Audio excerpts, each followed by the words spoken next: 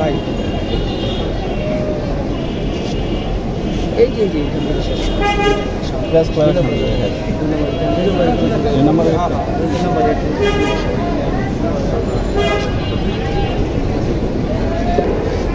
আগেও প্রমাণ দিচ্ছি, এখনো প্রমাণ দিয়ে কারো রক্ত চোখ ঘুরে অন্তত পক্ষে আমরা ভয় পাই না। ওই কে কি কয় এগুলো ওনার সময় আমাদের নাই। সামসানি করেন, আপনারা ব্যবসা করবেন, আপনারা বাণিজ্য করবেন, আপনারা পার্ক বানাইবেন, আপনারা সুইমিং পুল বানাইবেন, আপনারা সব করবেন, কোন আপত্তি নেই। কসম খোদা ইসলামে আঘাত দিবেন, একটারও চাকরি বলুন। ইসলামের ব্যাপারে কারো সঙ্গে কোনো আপোষ নাই। আমরা কাউকে চিনি না। ইসলামের ব্যাপারে বিন্দু পরিমাণ কোন আঘাত আমরা সহ্য করব। ভাই এই যে যে প্লাস করার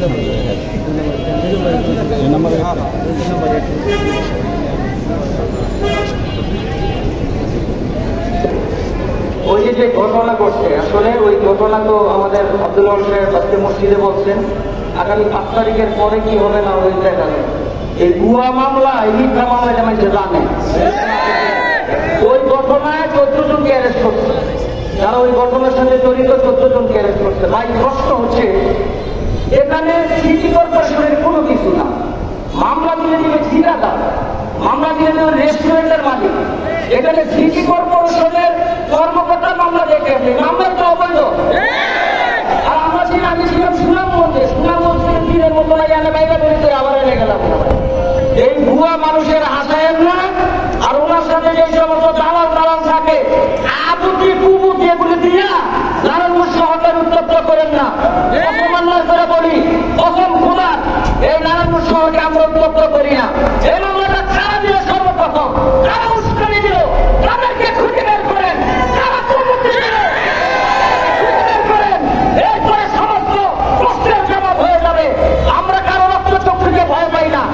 আমরা ফরিদপুরে 2 মুসলিম সহোদরকে হত্যার প্রতিবাদে আমরা এখান থেকে মিছিল করে চলে আসবো।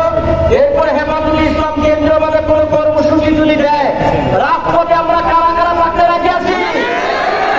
আল্লাহ কবুল করো, সকলে বলেন আমিন। এখানে একটা ব্রেকেট হবে, নেতৃবৃন্দ থাকবে, এখান থেকে ঘুরে আমরা চলে আসবো। ওখান থেকে ঘুরে আবার মন্ডল করে ঘুরে এখান থেকে ঘুরে দিকে আবার চলে আসবো আমরা।